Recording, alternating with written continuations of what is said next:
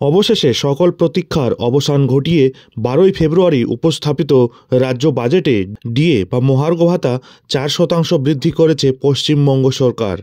অর্থাৎ এখন 14% থেকে বেড়ে 18% হয়েছে সকলের মহার্ঘ ভাতা। যদিও এই বৃদ্ধি নিয়ে মোটেও খুশি নন সরকারি কর্মচারীদের একাংশ। এই ডিএ বৃদ্ধির বিরুদ্ধে অসন্তোষ প্রকাশও করেছেন পশ্চিমবঙ্গের সরকারি কর্মচারীরা। রাজ্য সরকারি কর্মচারী সমিতি তাদের বকেয়া বেতন না পাওয়া পর্যন্ত সুপ্রিম কোর্টের সামনে তাদের লড়াই চালিয়ে যাওয়ার প্রতিশ্রুতি দিয়েছে। তবে এবার কিছু সংখ্যক সরকারি কর্মচারী তৃণমূল সুপ্রিমো মমতা বন্দ্যোপাধ্যায়কে ধন্যবাদ জানাবে। বাংলার লক্ষ লক্ষ সরকারি কর্মচারীদের 4% ডিএ বৃদ্ধির ঘোষণা করেছে পশ্চিমবঙ্গ রাজ্য সরকার। আগামী 1 এপ্রিল 2025 থেকে কার্যকর হতে চলেছে এই নতুন ডিএ। এর জেরেই উপকৃত হবেন রাজ্যের লক্ষ লক্ষ সরকারি কর্মচারীরা। আর এই ঘোষণাকে স্বাগত জানিয়ে মুখ্যমন্ত্রীকে আনুষ্ঠানিকভাবে ধন্যবাদ জানাবে তৃণমূল ঘনিষ্ঠ সরকারি কর্মচারীদের সংগঠন পশ্চিমবঙ্গ রাজ্য সরকারি কর্মচারী ফেডারেশন। এই নির্দেশিকা অনুযায়ী সোমবার রাজ্যের জেলাশাসক কার্যালয়, মহকুমা ও ব্লক অফিস, কলকাতা সহ জেলা সদর, সেক্রেটারিয়েট, ডিরেক্টরেট এবং আঞ্চলিক দপ্তরগুলিতে ধন্যবাদ জ্ঞাপন কর্মসূচি পালন করা হবে। এই কর্মসূচির মূল আকর্ষণ হবে টিফিনের সময় ছোট সভা, গেট মিটিং ও মিছিল। কলকাতা থেকে প্রত্যন্ত জেলায় ছড়িয়ে দেওয়া হবে মুখ্যমন্ত্রীকে ধন্যবাদ জানানোর বার্তা। সরকারি অফিসগুলিতে ধন্যবাদ জ্ঞাপন ব্যানার টাঙানো হবে। ফেডারেশন সূত্রের খবর, মুখ্যমন্ত্রীর এই সিদ্ধান্ত সরকারি কর্মচারীদের স্বার্থে ইতিবাচক। তবে ডিএ নিয়ে দাবি পূরণ না হওয়ায় আগামী 18 এবং 19 ফেব্রুয়ারি রাজ্য জুড়ে পাল্টা প্রতিবাদ বিক্ষোভ সংগঠিত করতে চলেছে বামপন্থী সরকারি কর্মচারী সংগঠন কোঅর্ডিনেশন কমিটি। বাজেটে রাজ্য সরকারি কর্মচারীদের 4% মহার্ঘ ভাতা বৃদ্ধির ঘোষণা করা হয়েছে। আর তাতে একেবারেই সন্তুষ্ট নন রাজ্য সরকারি কর্মচারীরা। তা বারবার তাদের মন্তব্যে উঠেও এসেছে। কেন্দ্রীয় সরকারি কর্মচারীদের সঙ্গে রাজ্য সরকারি কর্মচারীদের ডিএর ফারাক এই মুহূর্তে 39%। আর এই পাহাড় প্রমাণ বকেয়ার জায়গায় মাত্র 4% ডিএ ঘোষণা ভিক্ষা দেওয়ার সমান। শিক্ষক সরকারি কর্মচারী বিরোধী এই সরকারকে ধিক্কার। তৃণমূল কর্মচারী ফেডারেশনের এই কর্মসূচিকে কটাক্ষ করে সংগ্রামী যৌথ মঞ্চ সংগঠনের আহ্বায়ক ভাস্কর ঘোষ বলেন, যে কোনো সরকারি কর্মচারী সংগঠনের কর্তব্য হল সরকারি কর্মচারীদের স্বার্থ সুরক্ষিত করা।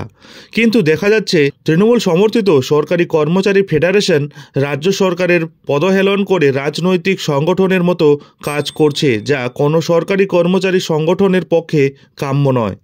ডিএ নিয়ে সরকার কর্মচারীদের দাবি পূরণ করতে ব্যর্থ হয়েছে। তাই আমরা যেভাবে আন্দোলন চালাচ্ছি, আমাদের আন্দোলন সেভাবেই চলবে। তারাও মারাত্মক আন্দোলনের পথে নামার হুঁশিয়ারি দিয়েছেন।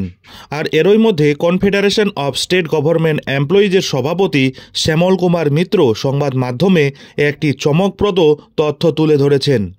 তা দেওয়া তথ্য অনুযায়ী রাজ্য সরকার বলছে, ডিএ না দিয়ে সেই অর্থ উন্নয়নে ব্যবহার করা হচ্ছে। 2011 সালের জুন মাস থেকে 2024 সালের এপ্রিল পর্যন্ত ডিএ খাতে সরকার সাশ্রয় করেছে 2,19,000 কোটি টাকা। শ্যামল কুমার মিত্রের দাবি, ডিএর টাকা দিয়ে রাজ্য সরকার যদি উন্নয়নের কাজ করে থাকে, তাহলে কাজের কৃতিত্ব কর্মীদেরই দেওয়া হোক। বাজেট পেশ হবার পর সাংবাদিকরা যখন ডিএর বিষয় নিয়ে প্রশ্ন তোলেন, তখন মমতা বন্দ্যোপাধ্যায় বলেন, প্রথম 125% দিতাম, আর এখন আবার 4% বাড়ানো হলো। ধাপে ধাপে আরও বাড়বে। আর যারা বিরোধিতা করছে তাদের ওটাই কাজ। কেন্দ্রীয় সরকার কিছু না করলে তারা চুপ থাকে। 4% ডিএ বৃদ্ধির পরেও কেন্দ্র ও রাজ্যের ডিএর মধ্যে ফারাক রইল 35%। এই প্রসঙ্গে মমতা বন্দ্যোপাধ্যায় জানান, এই ফারাকও ধীরে ধীরে কমে আসবে। এদিন মুখ্যমন্ত্রী বলেন, একদিনে সবটা হয় না, আমরা সবটাই ক্লিয়ার করব, ফেজ বাই ফেজ হবে। এতগুলি প্রকল্প চালিয়ে যখন যেমন আমাদের হাতে টাকা আসবে দেব। পে কমিশনের টাকাসহ এই ডিএ ভবিষ্যতে আরও পাবেন, আমরা সবটাই ক্লিয়ার করব।